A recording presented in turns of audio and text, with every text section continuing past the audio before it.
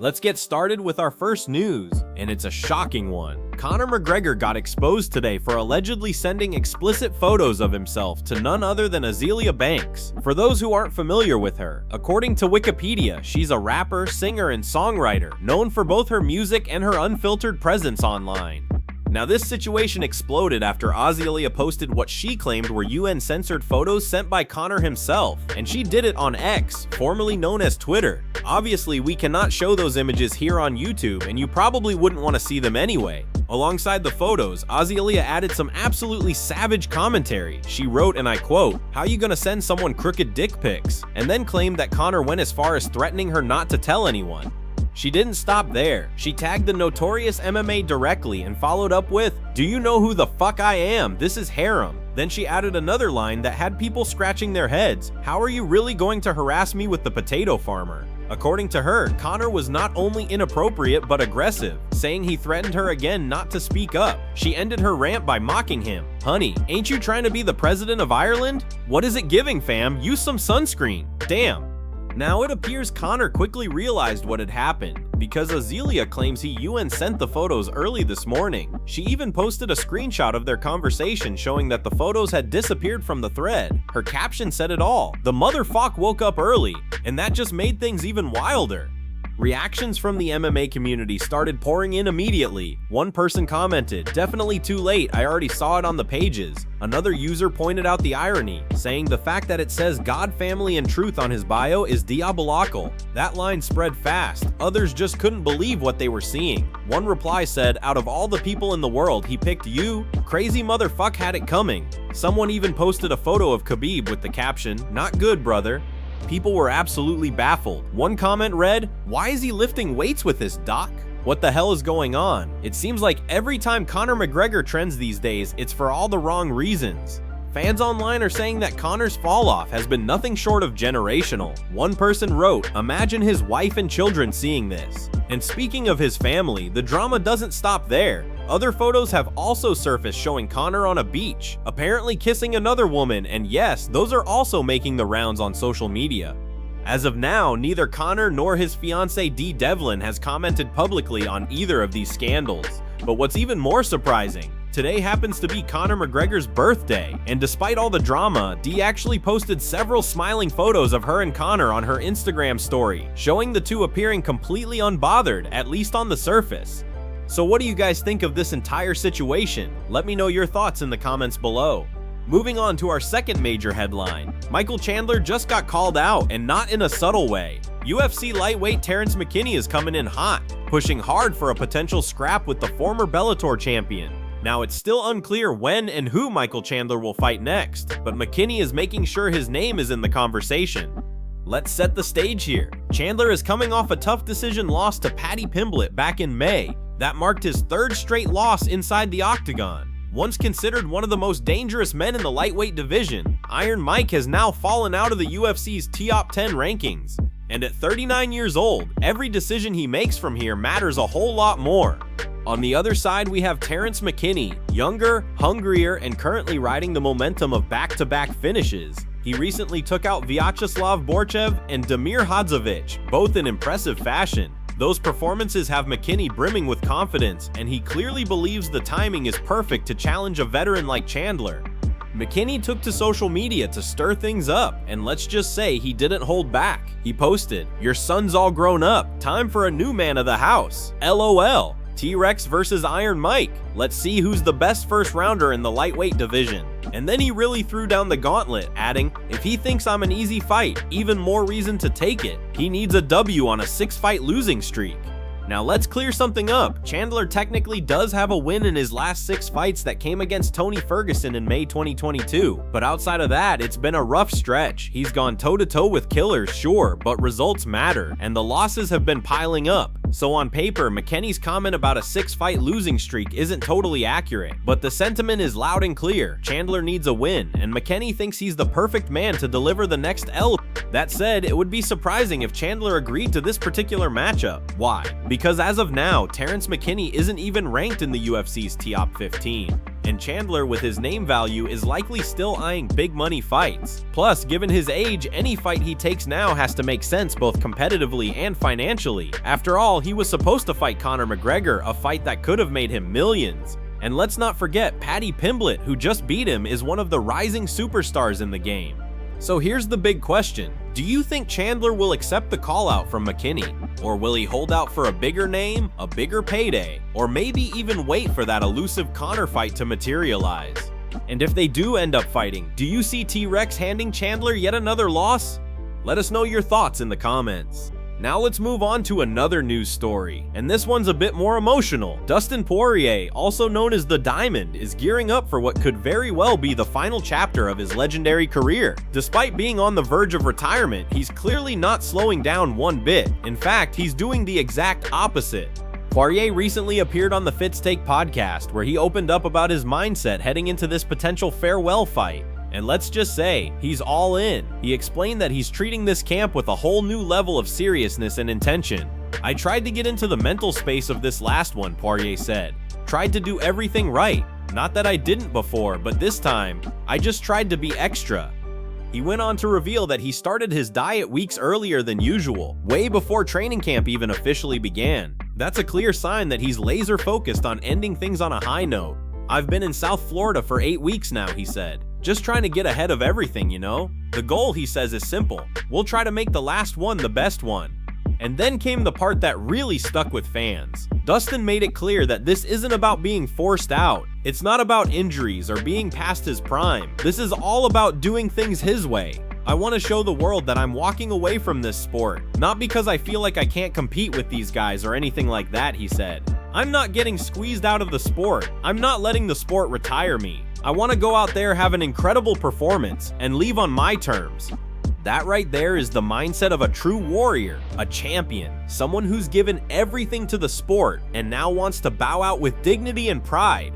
Now the big question is, what happens in this trilogy fight? Will Poirier hang up the gloves for good, potentially adding the BMF belt to his already impressive resume? Or will Max Holloway, one of the toughest fighters in UFC history, spoil the farewell party and retain the ceremonial title?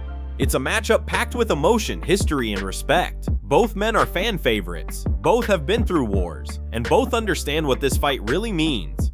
And before we move on, here's a touching little moment that fans absolutely loved. Poirier shared a heart-melting poster made by his daughter. On it, she wrote, "Dad, I love you so much. I'm happy you're done fighting." It's a reminder that behind all the blood, sweat, and titles, there's a family waiting for him on the other side. What do you think?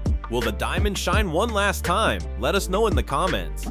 Now let's move on to another major news update, and this one centers around El Matador himself. Ilia Taporia, the undefeated featherweight champion, recently addressed all the buzz surrounding a potential move to the welterweight division, and let's just say he didn't hold back.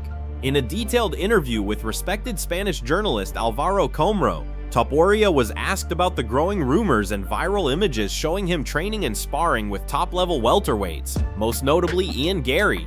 Those pictures got fans talking, and questions immediately started flying. Is Ilia really thinking of moving up to 170? Is he ready for the size, the strength, and the different challenges that come with it? Taporia answered with confidence. He confirmed that yes, he has been sparring with Ian Gary, and not only that, but he felt very comfortable during their training sessions. According to Ilia, there was never a moment where he felt outmatched or physically overwhelmed. That in itself is a huge statement, considering Ian Gary is a rising star in the welterweight division with a solid skill set and size advantage.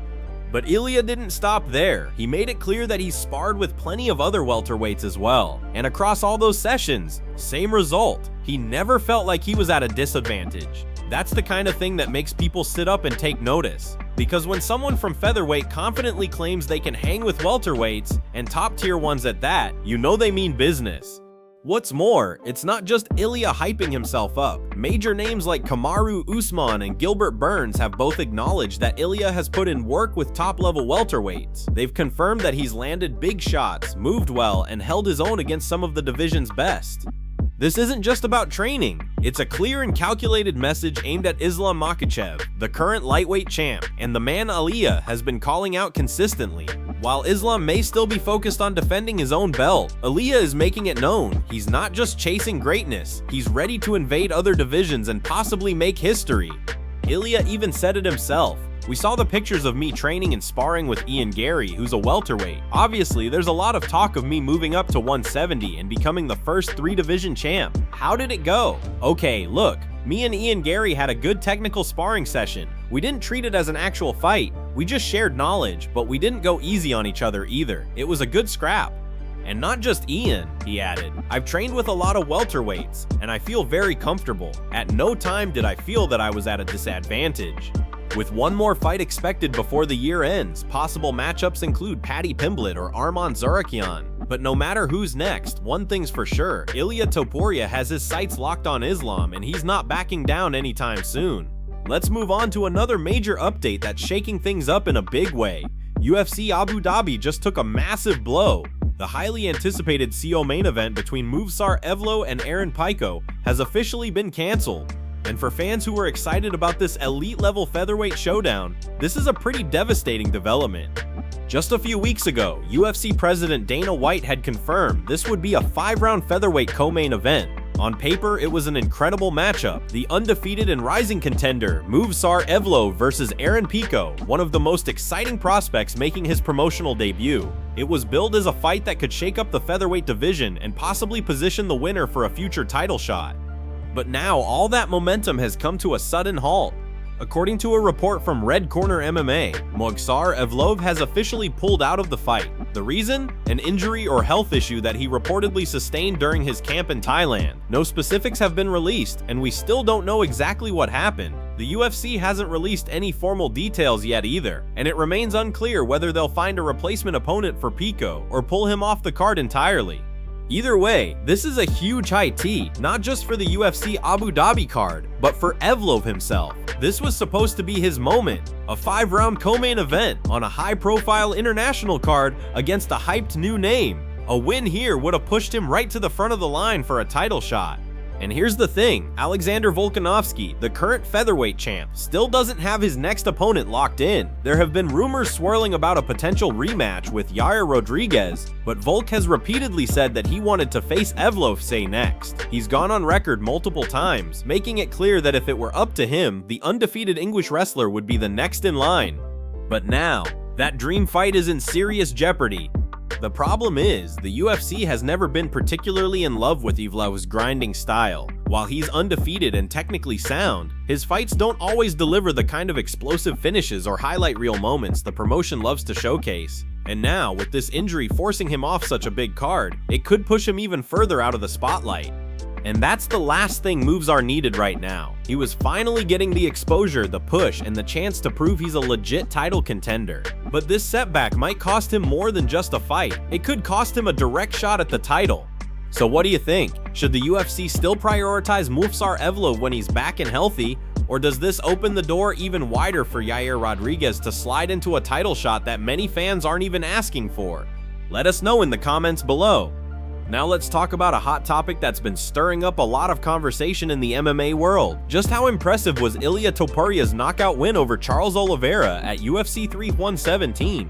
While many fans were blown away by the performance, some members of the MMA community aren't fully convinced. They're questioning whether this win truly cements Ilia among the lightweight elite.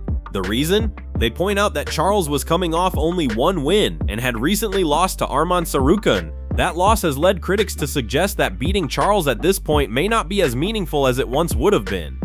Even former UFC fighter Josh Thompson admitted he was initially skeptical. He said he didn't think the win was a huge deal at first, especially considering where Charles seemed to be in his career. But after rewatching the fight and really breaking it down, both Josh and analyst Big John McCarthy are starting to change their minds, and for good reason. They reminded fans that despite a few recent setbacks, Charles Oliveira is still an absolute monster. This is the same guy who's finished elite names like Dustin Poirier, Justin Gaethje, and Michael Chandler. The resume speaks for itself. You can't just erase that legacy because he took an L to Tsarukyan. And even then, that fight was close. Arman didn't run through him, he edged out a decision in a very competitive bout.